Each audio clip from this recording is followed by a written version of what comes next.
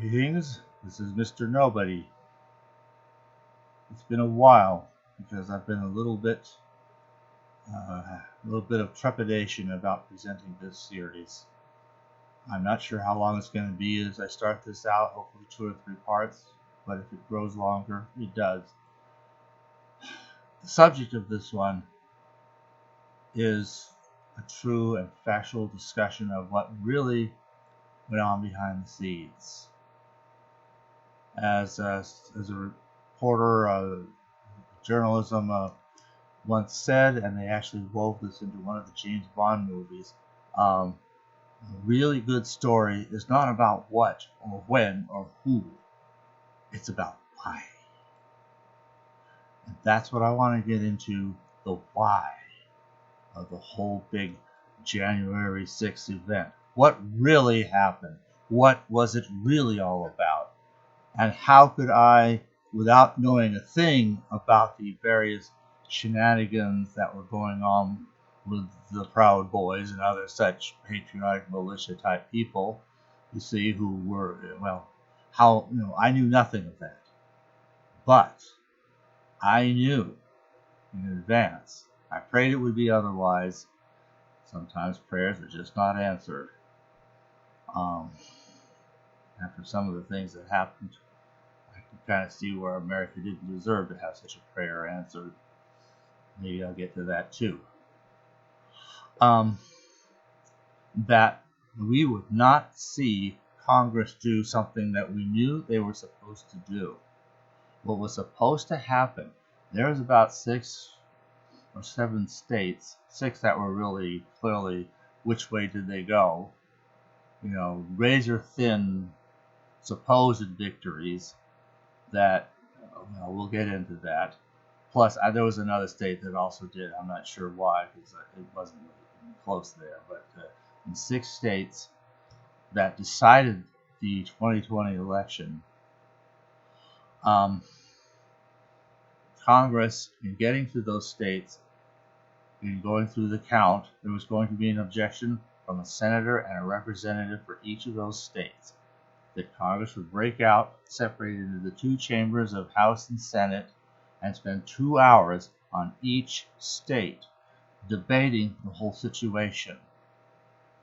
In those debates, a lot of important evidence would be brought forth. Evidence that had been kept out of the public eye. And we'll get to that very shortly. I knew we would not see that happen. And knowing why we wouldn't see that happen, it led to that we wouldn't see that happen. The only thing I did not foresee is exactly how it wouldn't happen. But I've gotten ahead of myself. That's the teaser. Let's go back to the beginning.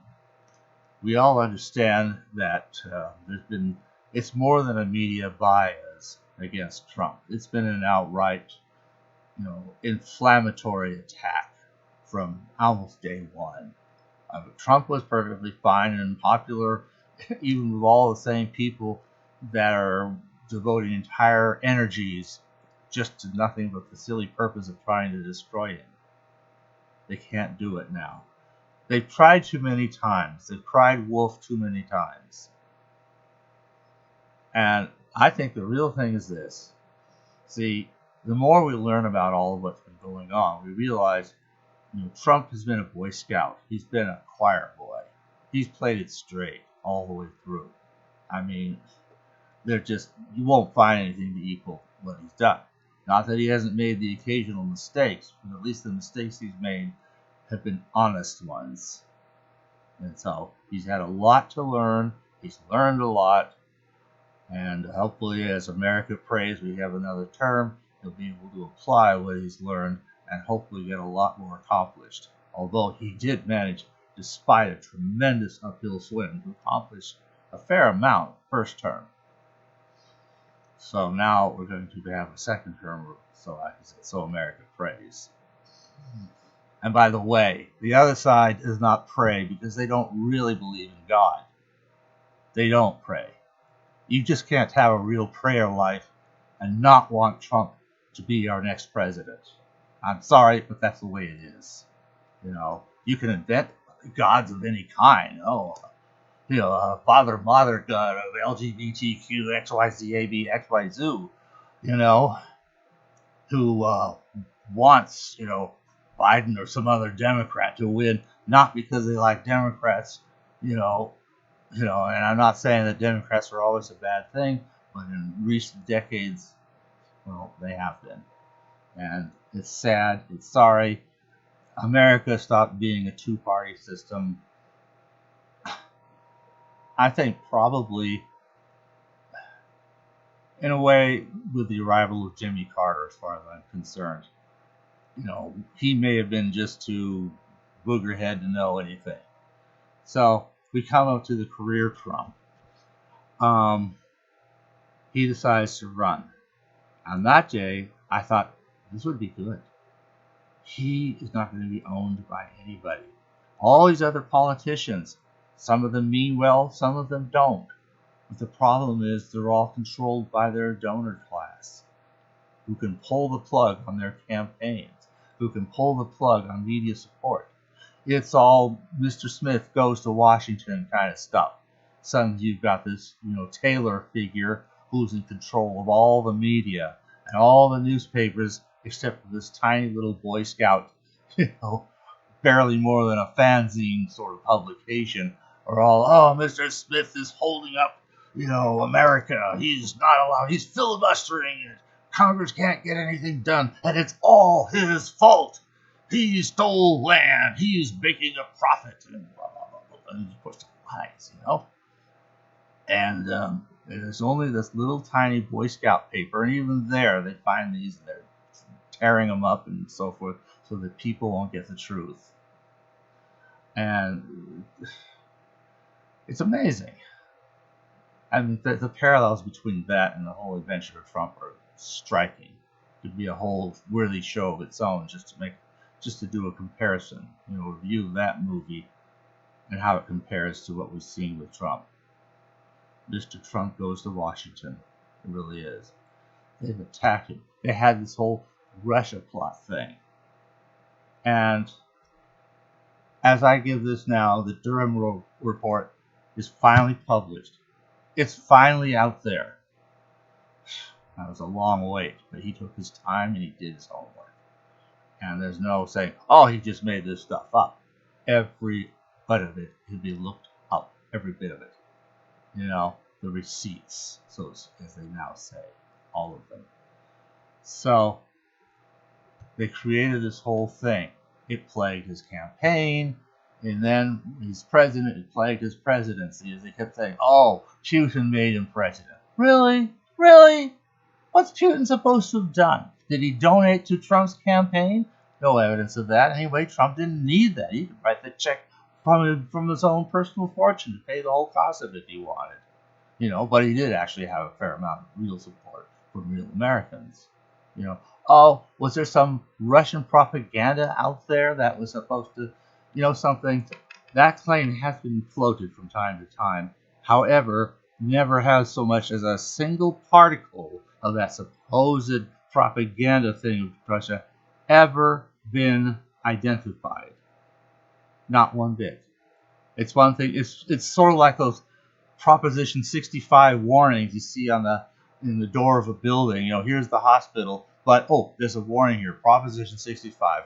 Warning, this building contains chemicals that could be harmful to reproductive health and things like that. Oh? Well, where? I mean, this is a great big building, and yeah, probably, presumably, this wouldn't be here if there wasn't somewhere in this whole great big building some chemical that if you're not careful in how you handle it, or if you may accidentally get exposed, it might do some bad chemical effect on you. But we don't know where. Is it the thing that they use to clean off the tables? Is it something they use to wax the floors? Is it something that might appear in some medicines if we overdose? Is it, where and what in that whole great big building are we going to expose to these chemicals, even the names of which this sign doesn't say anything about it? We don't know. Nobody knows. It's just there in case Well, there might be some chemical somewhere in there, and we don't want anybody suing us if somebody has harm due to the fact that it turns out, that some of the food in our cafeteria went bad. Or you just don't know. You don't know. Nobody knows. But it's there, and what are you going to do? Well, gee, I don't want to risk any harm to whatever, to myself, so I guess I'm not going to go in this building. It's a hospital. You could need to go there sometimes. That's life. But, oh, I don't dare go in there. If I want to see a doctor, I have to go in a hospital. That means going in a building where the sign says that there are dangerous chemicals. So I shouldn't go there. It means I can't see a doctor. I mean, what are you going to do? Come on. It's ridiculous. And you don't know what chemicals, and just like the other one, you don't know anything that could say, oh, see this big post here, see this book there, see this whole website here, and these things were actually produced by Russian agents, blah, blah, blah. Not a single one of any of those things has ever been identified. Not one. Not one. Never. So he didn't do that. Well, what did he do? Well, eventually it focused on this dossier.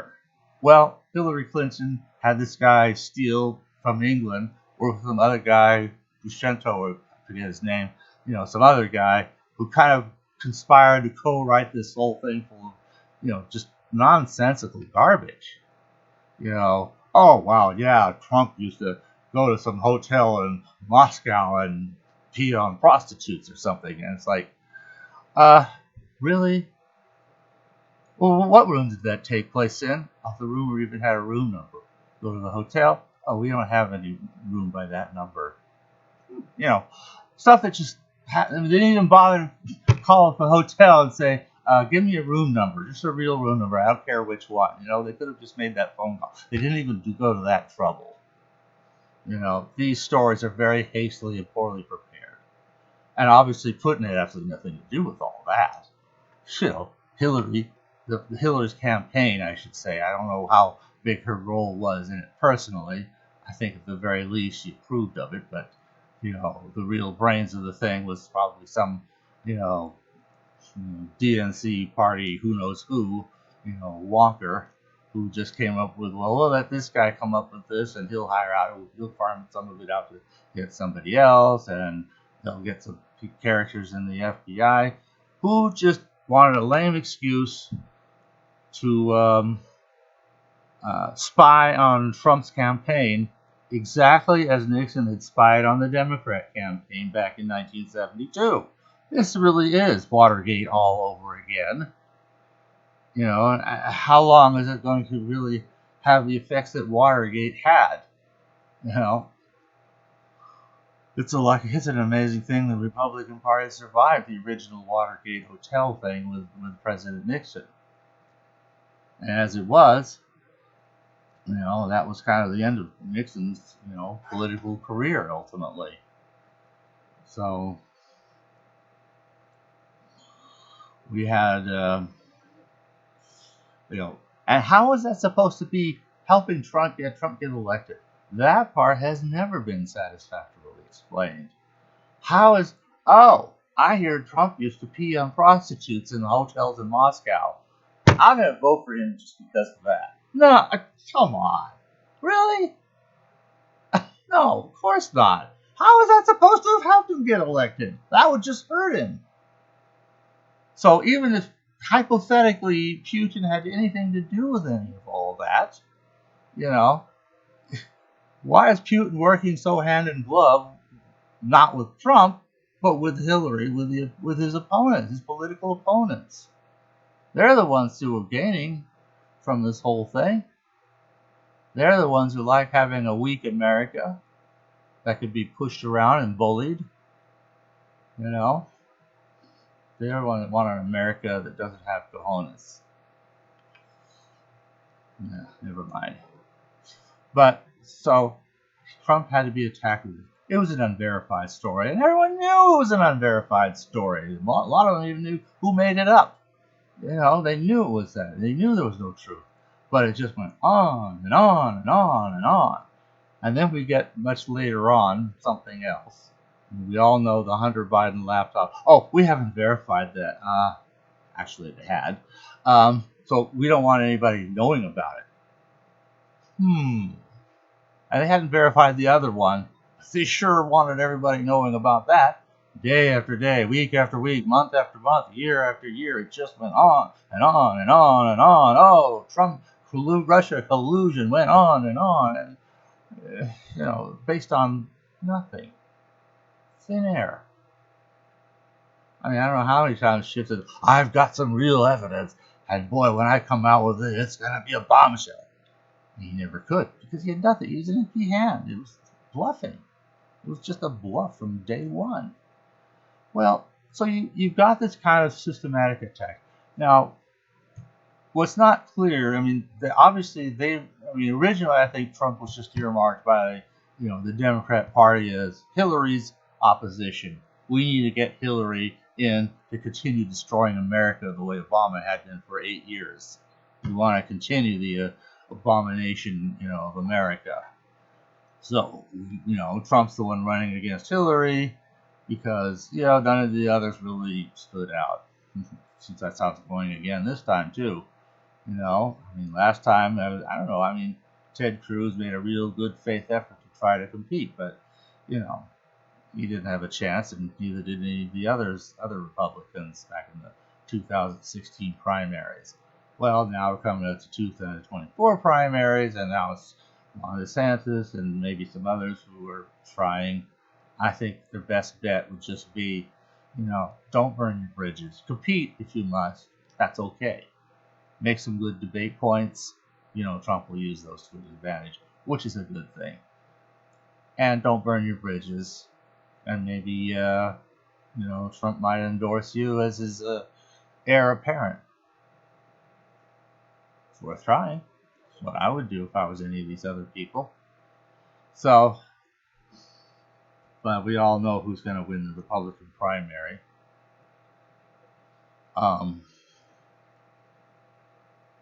Barring some very, very unpleasant events I won't name because I don't want to give anybody ideas. So, we have this huge system of attack. Well, as we all know, to my complete shock, I didn't think Trump had a chance. The polls all said, Hillary's got it. You might as well just stay home and not bother to vote. You've lost. America's lost. That's all. And that's all. That's all. So I can remember looking at the show, the election coverage that day, and it already wasn't looking very good for Trump. And I just didn't even want to see. I didn't want to see America get doomed to 4 years of, it's hard to believe in 2008 I had actually slightly looked on Hillary as a slight relief from what Obama was at the time. Well, she's learned a lot from him in the meantime and added her own 2 cents in addition to all that. So, whatever relative innocence, slight as that would be, and we're talking very slight. I was grateful for Bill Clinton for tempering her influence during the Clinton years. But anyway, I can't believe it actually looked slightly at her with some relief that maybe she'll get it. Nope, the Abominator got it, and he got it not only once. Once I could understand. America wanted to, this ends up being the time, hey, let's have a black president. Great. Let's flush the last traces of historic racism down the toilet. When a black man passes that ultimate, well, it's not a glass ceiling because that's usually women who talk about glass ceilings, but some equivalent of that, of being, made president of the United States. It's time to regard all that stuff as over with. And if you'd been a president who did good, like let's say Alan Keyes, who I actually did vote for in that primary back in 2008, but he didn't get it, sadly, even in the primaries, let alone the Republican candidate who, who couldn't compete. So I have no problem. I'm happy with someone who knows what he's done. I would have even taken Herman Cain over Obama, even if his 999 plan it wasn't going to go anywhere, and good thing that it wouldn't have. But still, at least we have somebody who was honest, meant well, isn't out to sabotage the country. But no, we had that, and then we had it again. Why? Well, that's another story for another day. So we had, coming into 2020, everything was going really well. I recommend listening to a copy, if you can find it, of the 2020 State of the Union speech. America is doing so incredibly well. And the thing is, it's all true. Yeah, it's kind of silly watching Nancy Pelosi tearing up a copy of the Constitution. That's what she was really tearing up, not his speech. She didn't even get one. She was tearing up a copy of the Constitution because that's what she thinks of the American Constitution. Rip it all up. That's what she was ripping up there while everyone watched, like some spoiled kid. But anyway, I say that half humorously. You can't really tell what she was ripping up. You can't see it. It's just pieces of paper. That could have been anything. It could be her husband's novel of his life. Who knows what it was? But, for all intents and purposes, she might as well have been tearing up the Constitution because that's what she thinks of it. Now, that part is factual. That's what she thinks of the Constitution. That is factual. Okay, so everything was going really great. And then the virus hit. But this is the end of part one. I'll continue in the next.